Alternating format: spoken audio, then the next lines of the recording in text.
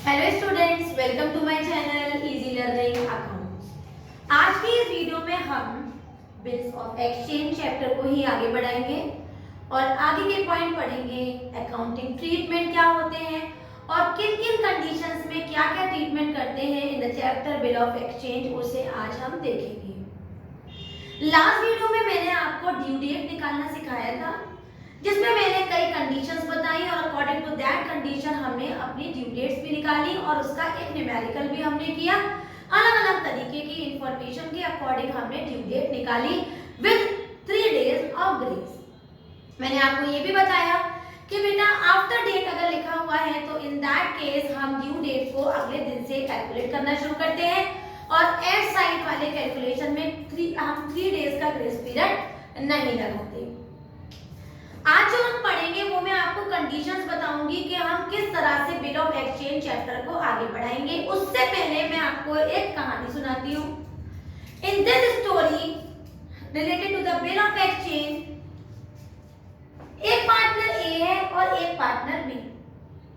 ए जो है वो सेलर है जो सामान को बेच रहा है and B is the person who is purchasing the goods.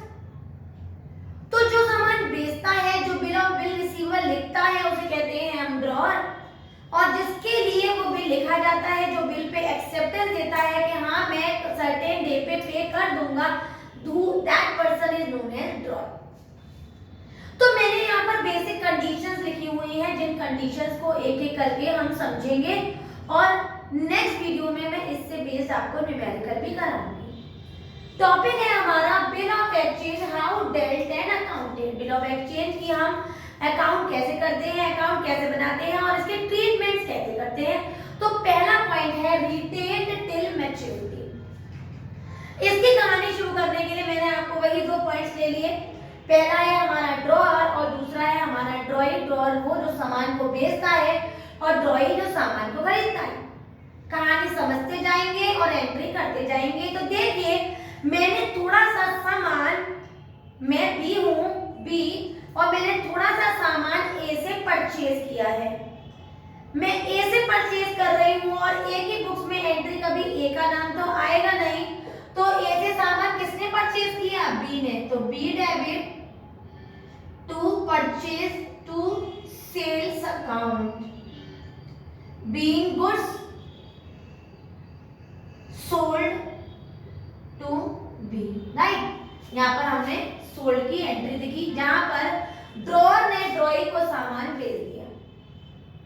यही सेम ट्रांजैक्शन अगर ड्रॉई में करूं तो ड्रॉई ने तो खरीदा होगा ना सामान, तो ड्रॉई के में एंट्री हो जाएगी परचेज अकाउंट डेबिट, और जो देनदार होगा, गिवर होगा, वो कौन होगा? ए।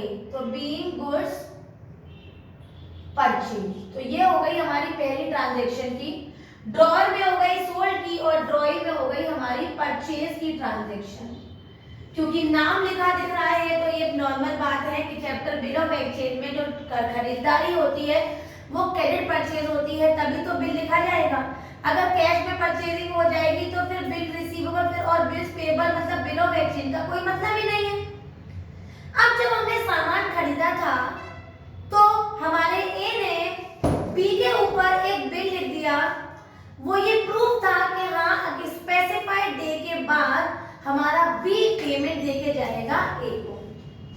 तो उस पर हमारे ड्रॉई ने एक्सेप्टेंस दे दी। तो नेक्स्ट हमारी जो एंट्री रहती है वो बिल एक्सेप्टेंस की रहती है। ठीक है, तो हमारी बिल एक्सेप्टेंस की एंट्री ड्रॉअर में होती है BR account debit to B, being bill acceptance receive. यहाँ पर हमें बिल की एक्सेप्टेंस मिल गई। राइट, और यही चीज ड्रॉई में हो जाती है हमारी A debit to bills payable, being bills acceptance given.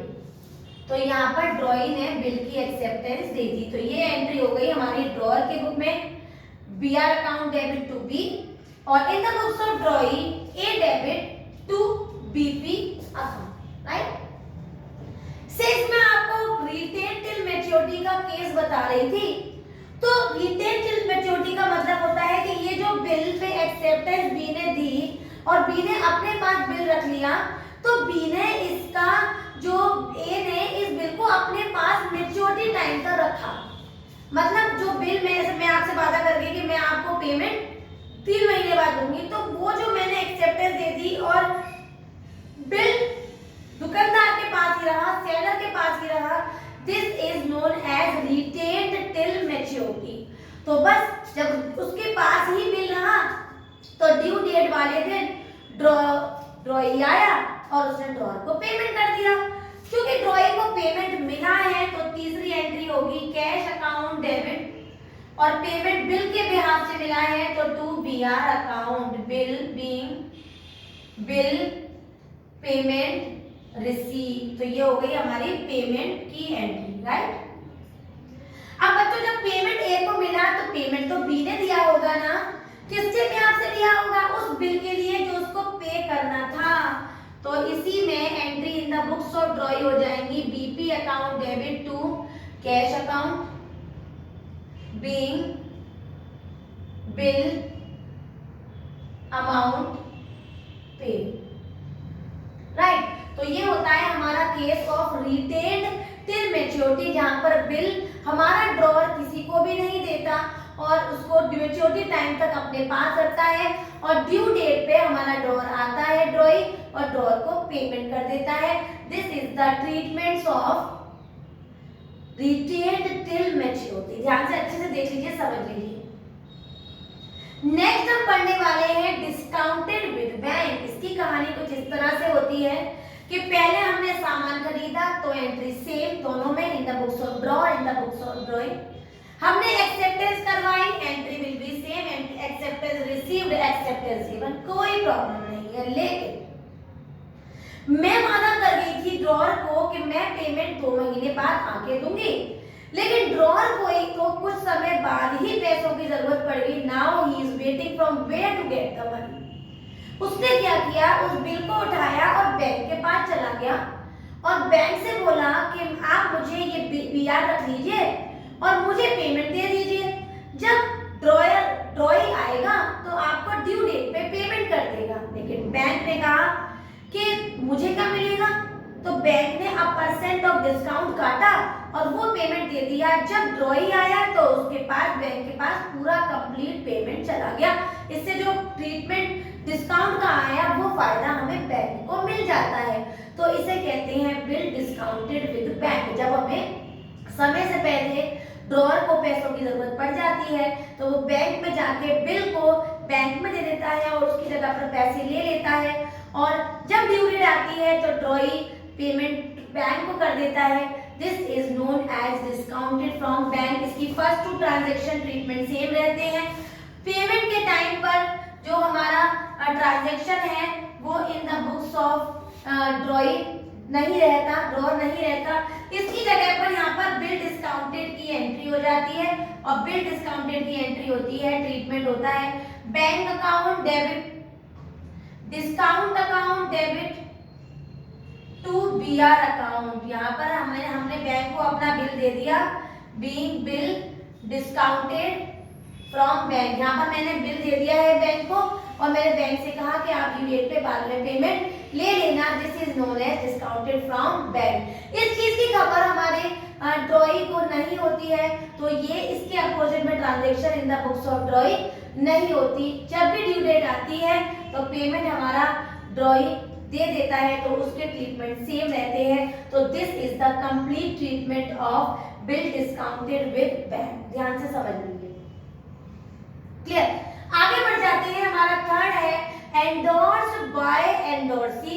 इसमें हम एक ट्रीटमेंट और करते हैं, उसे कहते हैं इन द बुक्स ऑफ एंडोर्सी, जिसको मैं यहाँ पर सी मान लेती हूँ, राइट। अब आप ध्यान से देखना, एंडोर्सी की कहानी कुछ इस तरह से है बच्चों, जैसे मैंने कुछ सामान खरीदा, ड्रॉअर से बोला कि मैं आपको 2 मंथ्स बाद पेमेंट कर दूंगी।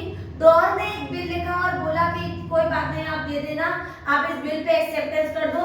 तो ये फर्स्ट 2 ट्रीटमेंट जो आपको दिख रहे हैं एक्सेप्टेंस के और सोल्ड परचेज के सेम रहेंगे, इस पर कोई इफेक्ट नहीं होगा। अगर क्वेश्चन में है तो इसका ट्रीटमेंट हम नॉर्मली करेंगे। अब जो आगे बात बढ़ती है कि जो हमारा बैंक से डिस्काउंट नहीं कराया, ड्रॉअर ने क्या पास गया और उससे बोला कि आप हमारे पैसे को बिल्स रिसीवर को रख लीजिए और when the due date comes the drawer will come and pay to you। तो एंडोर्सी ने कहा ठीक है कोई बात नहीं, उसके जानने वाला था तो उसको रेट टू रेट पैसा कर दिया, कोई डिस्काउंट नहीं काटा। This is known as bill endorsed by endorsee, मतलब किसी भी हम दोस्त को देते हैं या किसी भी जानने वाले को, तो इसे कह रहे हैं बिल एंडोर्स्ड। बिल एंडोर्स्ड की entry in the books of drawer होती है और इन द बुक्स ऑफ जो ड्रॉअर की एंट्री रहती है वो रहती है बेटा, अगर मैंने इसको सी माना है तो सी डेबिट और सी को मैंने क्या दे दिया, मैंने बिल्स दे दिया, तो this is known as being bill endorsed by endorsee, right. अब एंडोर्सी से एंडोर्स कराया है, ये इन्फो हमारे ड्रॉई को तो नहीं पता, वो तो ड्यू डेट पे आएगा और पेमेंट कर देगा, लेकिन इसका ही एक ट्रांजैक्शन हमारे C in the books of endorsee चला जाएगा, वो होगा यहाँ हमने बिल दिया और यहाँ पर हमारे एंडोर्सी के पास बिल आ गया, BR account debit to A being bill endorsed by C, right. अब ड्यू डेट आएगी बच्चे तो ये पेमेंट दे रहा है, लेकिन पेमेंट किसको देगा, टू द एंडोर्सी, तो एंट्री बन जाएगी cash account debit to BR account being payment received, this is known as in the books of endorsee. अब सबसे लास्ट स्टेटमेंट पढ़ेंगे bill send for collection. Bill send for collection में क्या करते हैं हम, बिल सेंड फॉर कलेक्शन हमारा सबसे लास्ट केस है, इसको भी देख लेते हैं। तो फर्स्ट टू एंट्री इसमें भी सेम रहेगी, एंडोर्सी का कोई केस नहीं रहेगा और एंडोर्सी के केस के अलावा हम क्या करेंगे, इसको एंडोर्सी से एंडोर्स नहीं कराएंगे, बैंक में ही आगे इंटरेस्ट और बढ़ने के लिए हम इसको सेंड करेंगे फॉर कलेक्शन। तो बिल सेंड फॉर कलेक्शन के लिए भी हम ट्रीटमेंट करेंगे और वो होगा bill send to bank for a collection, उसका ट्रीटमेंट रहेगा हमारा bill send to bank for collection account debit to BR account. हमने बिल दे दिया अपना कलेक्शन के लिए, तो bill send to bank for collection account debit to BR account, right. अब हमने bill send to bank for collection account तो कर दिया, अब क्या हो जाएगा, हमारे पास एंडोर्सी को इसकी खबर नहीं है क्योंकि हमने सेंड किया है कलेक्शन के लिए, तो इसका एक ट्रीटमेंट और रहेगा जब हमारे पास पेमेंट आएगा और वो मैं यहाँ लिख देती हूँ बेटा, और वो एंट्री रहेगी हमारी bank account debit to bill send for bank for collection. तो एक बार ध्यान से समझ लीजिए, इसमें एंडोर्सी का कोई केस नहीं था, ड्रॉइंग में कोई चेंजेस नहीं होते हैं कभी भी, एक भी ट्रीटमेंट में मैंने ड्रॉइंग में कोई चेंजेस नहीं किए। हमने यहाँ पर दो एंट्रीज बढ़ाई, bill send to bank for collection, bank में हमने अपना बिल दे दिया ताकि इसका पैसा बढ़ जाए टू बीआर अकाउंट, और बाद में हमने इसे कलेक्ट कर लिया bank account debit to bill send for collection account. तो इस तरह से हमने ट्रीटमेंट किए in retain till maturity, discounted from bank, endorsed by endorsee and bill send to bank for collection. एक एक करके सबको ऑलमोस्ट सेम तरीके से पढ़ा। बैंक से डिस्काउंट के लिए ट्रीटमेंट बढ़ाया, bank account debit discount to BR, endorsee में बढ़ाया सी टू बीआर, और बिल सेंड टू में बढ़ाया bill send to bank for collection to BR. सब में बीआर बीआर बीआर, बस ऊपर का ट्रीटमेंट चेंज किया और ड्रॉइंग में कोई भी चेंजेस नहीं किए। इस तरह से हमने ट्रीटमेंट खत्म किया और नेक्स्ट वीडियो में मैं इस रिलेटेड आपको क्वेश्चन कराऊंगी और फिर हम पढ़ेंगे कि जब पेमेंट नहीं आता है तो क्या हम ट्रीटमेंट करते हैं। वीडियो समझ में आई हो, सारे पॉइंट्स क्लियर हो गए हो तो मेरी वीडियो को लाइक करें, शेयर करें और मेरे चैनल को सब्सक्राइब जरूर करें। Thank you.